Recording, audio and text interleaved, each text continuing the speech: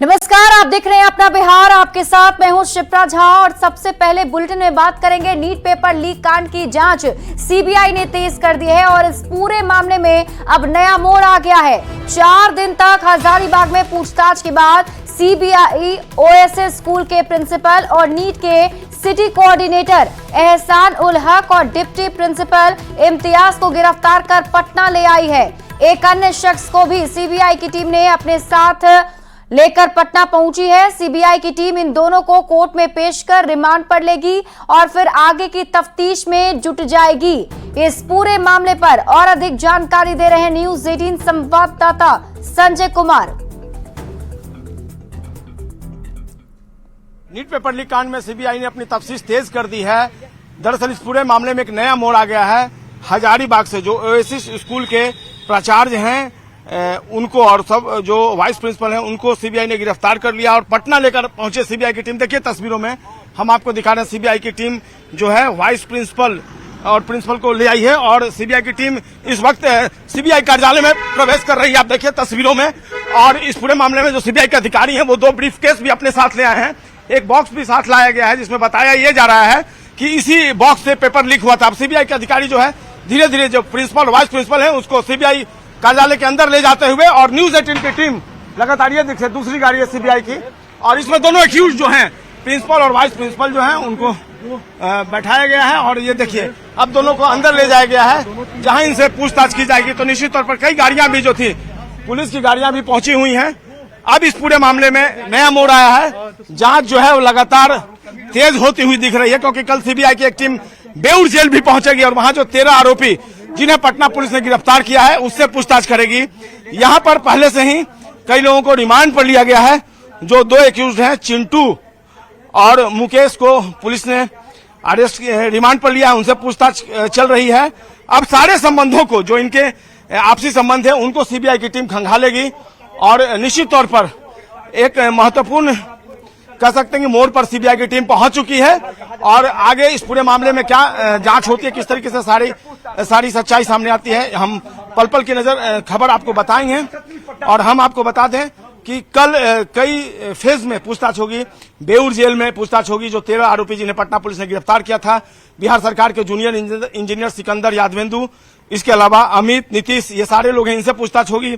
यहां पर सीबीआई की टीम पूछताछ करेगी।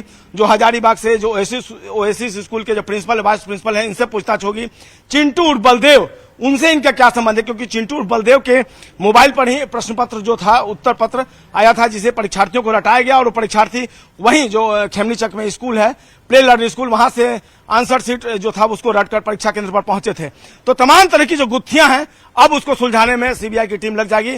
कल का दिन बेहद महत्वपूर्ण है जब सभी आरोपियों को से पूछताछ होगी। कई आरोपियों को आमने सामने भी बैठाया जाएगा और उनके संबंधों की पड़ताल की जाएगी। मोबाइल से जो डाटा मिले हैं उसके आधार पर भी उनसे कई सवालात जो है सीबीआई की टीम करेगी और मास्टरमाइंड जो संजीव मुखिया अब तक का मास्टरमाइंड बताया जा रहा है वहां तक पहुंचने की कोशिश होगी अब सीबीआई की। कैमरा पर्सन दीपक के साथ संजय कुमार, सीबीआई कार्यालय पटना। तो नीट पेपर लीक कांड की जांच सीबीआई ने तेज कर दी है। अब गिरफ्तार किए गए 13 आरोपियों से सीबीआई की टीम पूछताछ करने वाली है और इन सभी से पटना के बेउर जेल में सीबीआई की टीम 29 जून से पूछताछ करेगी। इन 13 आरोपियों में बिहार सरकार के जूनियर इंजीनियर सिकंदर यादवेंदु, अमित आनंद और नीतीश कुमार समेत कई लोग शामिल हैं। बेउर जेल में पूछताछ से संबंधित तैयारी का जायजा लेने सीबीआई की टीम एएसपी के नेतृत्व में जेल भी पहुंची थी।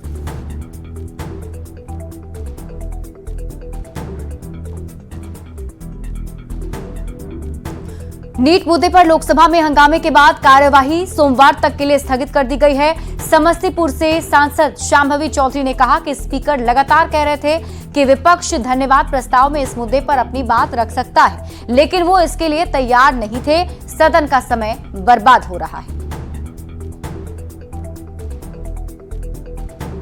मोशन ऑफ थैंक्स में भी नीट की स्पीकर सर लगातार कह रहे थे कि मोशन ऑफ थैंक्स में भी नीट की बात को एड्रेस किया जा सकता है, विपक्ष एक तरीके से अपने बात को रख सकती है, पर वो लोग शायद उस चीज के लिए तैयार नहीं थे। उनको मोशन ऑफ एडजर्नमेंट पास करना था और जो भी हुआ फिर तो वो हुआ। समय बिना मतलब का सदन का बर्बाद हुआ है और हम ये मानते हैं कि अगर हम लोग कुछ पक्ष और विपक्ष मिलके नीट के बात को लेकर के हम लोग डिस्कशन कर सकते थे, तरीके से कर सकते थे, पर अनफॉर्चुनेटली ये नहीं हो पाया।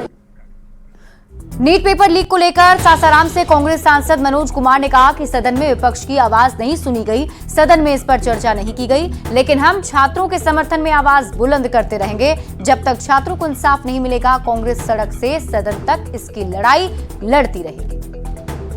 माननीय राहुल गांधी जी ने इस पर चर्चा करना चाहा और उन्होंने कहा कि नीट के ऊपर चर्चा होनी चाहिए।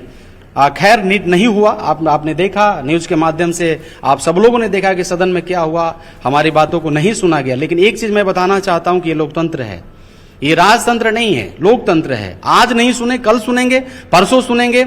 हम उन बच्चों के न्याय के लिए लड़ते रहेंगे। जब तक उन बच्चों को न्याय नहीं मिलेगा, उन परिवार को न्याय नहीं मिलेगा, रोड से लेकर सदन तक आवाज बुलंद करेंगे। हम पीछे नहीं हटेंगे। इसके लिए चाहे कुछ भी करना पड़े, हम लोग उनको न्याय दिला के ही रहेंगे। वहीं नीट मुद्दे पर सदन में हंगामे को लेकर सांसद लवली आनंद ने कहा कि सरकार इस मामले में खुद संज्ञान ले रही है। कई लोगों को अरेस्ट किया गया है। हल्ला किसी चीज का समाधान नहीं होता। छात्रों के जीवन के साथ खिलवाड़ नहीं होना चाहिए और दोषी को सख्त सजा मिलनी ही चाहिए। तो है सरकार खुद इसमें संज्ञान ले रही है और जब स्पीकर साहब बोल रहे हैं कि आप इस मामले को रखिए सदन में, विपक्षियों को कह रहे हैं कि आप पूरे मामले को अच्छा से रखिए, तो हल्ला कर रहे हैं, तो ये तो कहीं से उचित नहीं है। हल्ला से किसी का समाधान नहीं होता है।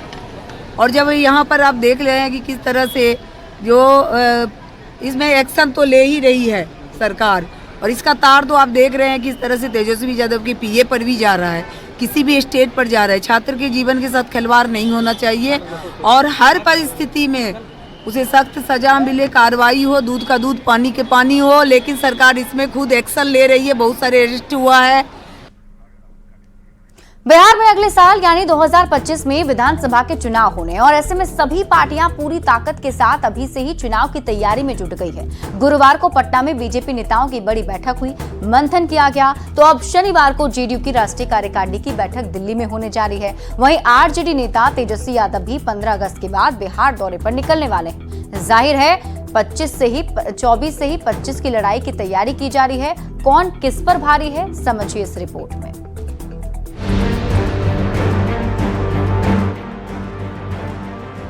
बिहार विधानसभा चुनाव की तैयारियों में नेता अभी से जुट गए हैं। मुख्यमंत्री नीतीश कुमार जेडीयू की शनिवार को दिल्ली में होने वाली राष्ट्रीय कार्यकारिणी की बैठक में शामिल होने देश की राजधानी पहुंच चुके हैं। नीतीश कुमार के नेतृत्व में होने वाली इस अहम बैठक में सभी सांसद और विधायक शामिल होंगे। बैठक में कई बड़े फैसले लिए जा सकते हैं, कई प्रस्ताव भी लाए जा सकते हैं। देश के वर्तमान राजनीतिक परिदृश्य की समीक्षा होगी और आगामी 2025 का जो विधानसभा चुनाव है उसके मद्देनजर रणनीति बनेगी। 29 जून को दिल्ली में जेडीयू की बैठक में नेताओं को पार्टी में जिम्मेदारी मिलेगी। बैठक में बड़े फैसले लिए जाएंगे, कई अहम प्रस्ताव भी लाए जा सकते हैं। जेडीयू से पहले बीजेपी की गुरुवार को पटना के बीजेपी दफ्तर में भी बड़ी बैठक हुई थी। बिहार के बीजेपी प्रभारी विनोद तावड़े के नेतृत्व में हुई बैठक में बिहार के दोनों डिप्टी सीएम और बीजेपी कोटे के मंत्री और प्रदेश पदाधिकारी शामिल हुए, जिसमें आगे की रणनीति पर चर्चा की गई। तो लोकसभा चुनाव के बाद अब बिहार में सभी पार्टियां विधानसभा चुनाव की रणनीति बनाने में जुट गई हैं। तेजस्वी यादव भी 2025 की तैयारी में जुट गए हैं। तेजस्वी यादव का एक्शन प्लान भी तैयार हो चुका है। 15 अगस्त के बाद तेजस्वी बिहार की यात्रा पर निकलेंगे। लोकसभा उम्मीदवार आभार यात्रा निकालेंगे। विधानसभा चुनाव के लिए समर्थन मांगेंगे। मतलब सभी पार्टियां अभी से ही चुनावी मोड में आ चुकी हैं। विधानसभा का चुनाव अगले साल होना है। ऐसे में सभी पार्टियों के नेता जोर आजमाइश में जुट गए हैं। रणनीति के जरिए बिहार की बाजी कैसे जीती जाए, इस पर मंथन का दौर शुरू हो चुका है। 2025 की तैयारी में कौन किस पर भारी होगा, ये देखने वाली बात होगी। Bureau report, news 18।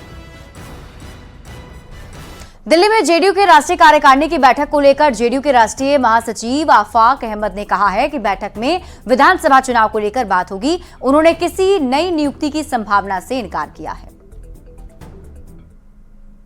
जेडीयू के राष्ट्रीय महासचिव आफाक अहमद से, सर कल बैठक है आप लोगों की नेशनल एग्जीक्यूटिव की दिल्ली में, क्या एजेंडा रहने वाला है? नहीं, एजेंडा जो है हम लोग संगठन के मामले में बात करेंगे, जो संगठन संबंधी है, और प्लस जो चुनाव हुआ उसके बाद समीक्षा करेंगे, आगे बिहार विधानसभा के चुनाव, उन सब चीजों पे बात होगी। यही है। कितने बजे पदाधिकारियों की बैठक, उसके बाद नेशनल एग्जीक्यूटिव की बैठक होगी? 11:30 बजे से राष्ट्रीय कार्यकारिणी है। राष्ट्रीय कार्यकारिणी से पहले उसी जगह पे कॉन्स्टिट्यूशन क्लब में ही राष्ट्रीय पदाधिकारियों की बैठक होगी, जिसमें जो प्रस्ताव है उस पर मोहर लगेगी। कौन कौन से प्रस्ताव हैं सर? 2 प्रस्ताव है, राजनीतिक प्रस्ताव है और संगठन संबंधी प्रस्ताव। संगठन संबंधी सर क्या कुछ बदलाव होगा? नहीं, या नई नियुक्ति कुछ हो सकती है? ऐसा कुछ नहीं, चूंकि कार्यकारिणी होती रहती, दिसंबर में हुई थी, अब 6 महीने हो गए तो अब हो रही है। चलिए, बहुत बहुत धन्यवाद। तो ये थे आफाक अहमद। कैमरामैन हरीश के साथ अमितेश सिंह, न्यूज 18 दिल्ली।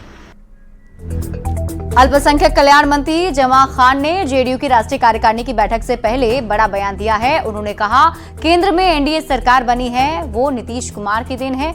लोकसभा के चुनाव में बहुत सारे लोग बहुत सी बातें कह रहे थे, लेकिन सभी लोगों ने जात धर्म से ऊपर उठकर नीतीश कुमार को वोट किया है। हम लोग चाहते हैं नीतीश कुमार के नेतृत्व में विधानसभा चुनाव हो।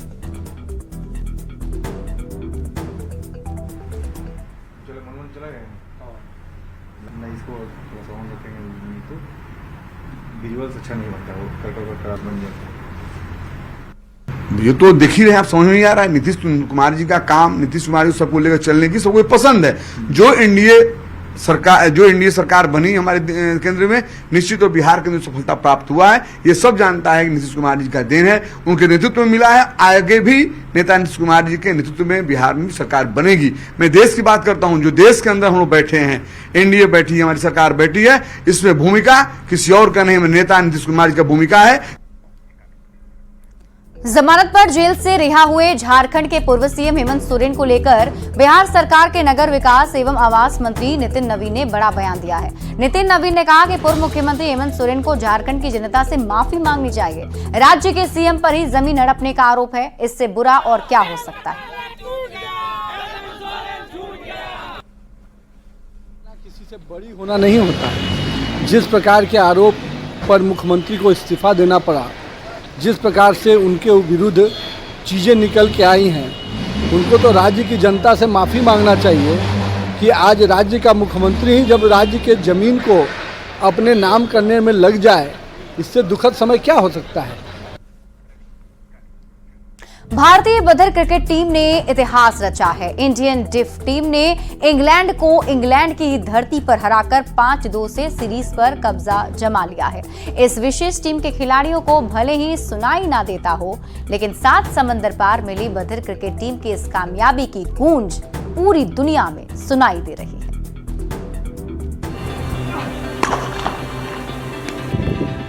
धारदार गेंदबाजी और शानदार बल्लेबाजी से इंग्लैंड की टीम के छक्के छुड़ा रहे ये खिलाड़ी बोल नहीं सकते, सुन नहीं सकते, लेकिन आज पूरी दुनिया इनकी कामयाबी की गूंज सुन रही है। ये भारतीय बधिर क्रिकेट टीम के प्लेयर हैं, जिन्होंने अंग्रेजों की टीम को उनकी ही सरजमी पर धूल चटाकर इतिहास रच दिया है। 7 मैच की T20 श्रृंखला खेलने इंग्लैंड पहुंची भारतीय बधिर क्रिकेट टीम ने 5-2 से सीरीज पर कब्जा जमाकर जीत का डंका बजाया है। जो खिलाड़ी खुद सुन नहीं सकते, आज पूरा देश उनकी जीत का जश्न मना रहा है। कप्तान वीरेंद्र सिंह के नेतृत्व में 15 दिवसीय इंग्लैंड दौरे पर गई इस टीम ने न सिर्फ अंग्रेजों को उनकी धरती पर हराया, बल्कि इस जीत के साथ एक बड़ा इतिहास भी रचा है। इससे पहले ऐसा कभी नहीं हुआ था जब भारतीय डेफ टीम को विदेशी द्विपक्षीय दौरे पर इतनी बड़ी कामयाबी मिली। ये पहला मौका था जब head coach Santosh Kumar Rai, coach देव और मैनेजर विनीत मल्होत्रा की मदद से टीम यहाँ तक पहुँची और वो कमाल कर दिखाया जिसकी किसी ने कल्पना नहीं की होगी। 5-2 से खिताब अपने नाम करने के साथ साथ भारतीय बधिर क्रिकेट टीम की झोली में और भी खुशियां आई हैं। इस टीम की जीत में 4 चांद तब लग गए जब सीरीज में शानदार प्रदर्शन करने वाले भारतीय खिलाड़ी साई आकाश को मैन ऑफ द सीरीज चुना गया। आखिरी में 47 बॉल में 7 चौकों की बदौलत नाबाद 68 रन बनाने वाले भारतीय खिलाड़ी अभिषेक सिंह को मैन ऑफ द मैच चुना गया। भारतीय डेफ टीम के बेस्ट परफॉर्मेंस से सपोर्ट स्टाफ और कोच काफी उत्साहित हैं। खास बात है कि इंग्लैंड की सरजमी पर बेहतरीन प्रदर्शन ने देश का सीना और चौड़ा कर दिया है। जो किसी की आवाज सुन नहीं सकते, उन्होंने इतना बड़ा इतिहास रच दिया है कि आज हर कोई इनकी जीत को सेलिब्रेट कर रहा है। Bureau report, news 18। भूतही बालन नदी में अचानक जलस्तर बढ़ने से मधुबनी में निर्माणाधीन पुल के गार्डर की ढलाई का सेंटरिंग गिर गया। इस घटना में किसी के हताहत होने की सूचना तो नहीं है, लेकिन घटना मधेपुर प्रखंड के भेजा कोसी बांध चौक से महपतिया मुख्य सड़क के बीच किया है। लोगों ने गार्डर गिरने की बात को लेकर अफवाह फैलाया कि पुल गिर गया है। वहीं नेता प्रतिपक्ष ने सोशल मीडिया साइट एक्स पर एक वीडियो पोस्ट कर सरकार पर निशाना साधा है। ये तस्वीर हम आपको दिखा रहे हैं आपके टीवी स्क्रीन पर। ये उस पुल की तस्वीर है। बताया जाता है कि इसके गार्डर का एक हिस्सा जो है वो टूट गया है। निर्माणाधीन पुल का गार्डर जो है वो गिरा है। दरअसल अचानक नदी में तेज बहाव होने लगा, पानी का जलस्तर काफी ज्यादा बढ़ गया, जिसकी वजह से ये गार्डर जो है गिरा है। हालांकि इस वीडियो को शेयर करते हुए नेता प्रतिपक्ष तेजस्वी यादव ने सरकार पर निशाना साधा है, क्योंकि हाल के दिनों में बिहार में कई सारे पुल गिरने की घटनाएं सामने आ चुकी हैं। और फिलहाल इस बुलेटिन में अभी के लिए बस इतना ही। आगे देख लेते हैं हेडलाइंस।